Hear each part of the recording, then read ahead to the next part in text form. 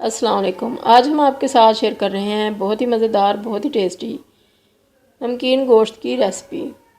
बहुत मज़े का, बहुत टेस्टी लगता है ये और बनाना भी बहुत ही आसान है। इसके लिए हमने लिया है गोश्त, मटन लिया है, इसके अंदर थोड़ी थोड़ी चर्बी भी है।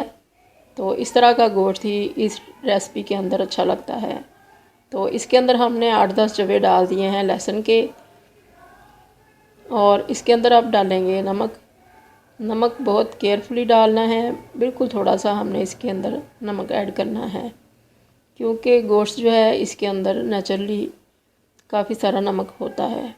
तो अगर ये तेज़ हो जाएगा नमक तो फिर ये खाया नहीं जाएगा। तो हमने लेवल करके टीस्पून डाल दिया, और अब इसके अंदर हमने पानी डालना है 1.5 कप। ये गोश्त है हमारे पास 1.5 से 2 केजी के करीब। तो ये गोश्त हम ज़्यादा ही बनाया करते हैं, क्योंकि ये सबको बहुत पसंद आता है और ये थोड़ा सा हो जाता है पकने के बाद।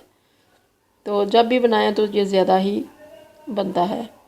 तो इसको हमने कवर करके रख दिया था प्रेशर लगा के। 5 मिनट के बाद ये बहुत अच्छा सा गल चुका है, और पानी इसके अंदर हमने काफ़ी थोड़ा ही डाला था, मगर ये मटन है इसलिए ये जल्दी गल गया और पानी इसके अंदर है। तो इसको हमने पानी को अब ड्राई करना है।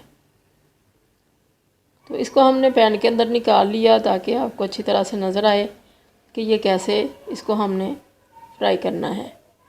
तो ये इसके अंदर जो पानी है इसको हमने ड्राई करना है। अब आंच को हमने तकरीबन मीडियम टू हाई रख कर लिया है। तो इसको अब हम हिलाते जाएंगे ताकि ये एक साइड से जले ना।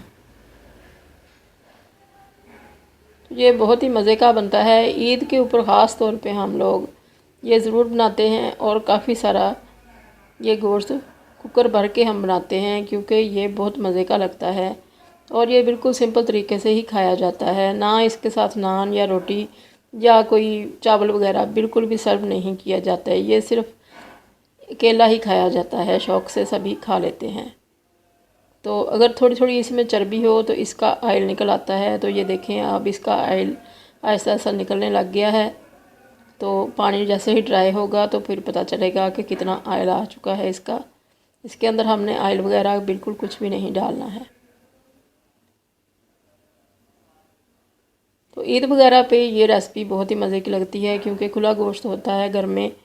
तो बीफ के साथ बनाएं या मटन के साथ बनाएं, बहुत मज़े का लगता है। मगर ये अच्छा सा गला हुआ हो तो फिर ही इसका मज़ा आता है। अब पानी काफ़ी हद तक ड्राई हो चुका है और ऑयल निकल चुका है इसका।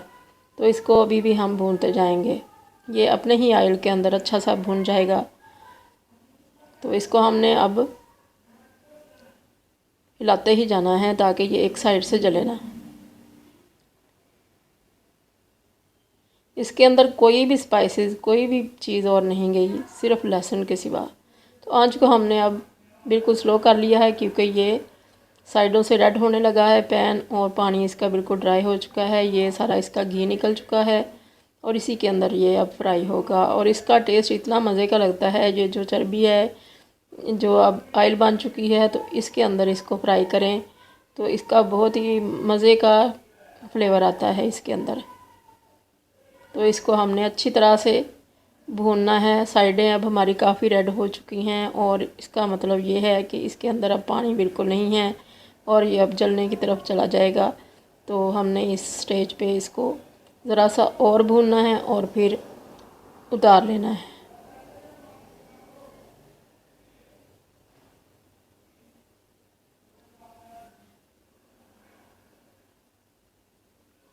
ये देखें, इसका ऑयल कितना सारा निकल आया है इसी के अंदर। अब ये बहुत अच्छा सा फ्राई हो चुका है गोश्त। तो अब इसको हम निकाल लेंगे सर्विंग डिश के अंदर। और इसके साथ बिल्कुल भी हम तो कोई चीज़ यूज़ नहीं करते। बस किसी का दिल करे तो लेमन ऊपर से डाल लेता है, या फिर काली मिर्च या चाट मसाला। तो हम तो इसको एज़ इट इज़ ही खाना पसंद करते हैं। तो इस तरह से आप भी बनाएं। बहुत ही सिंपल सी ये डिश है और बहुत ही मज़े की। दुआओं में याद रखिएगा। अल्लाह हाफिज़।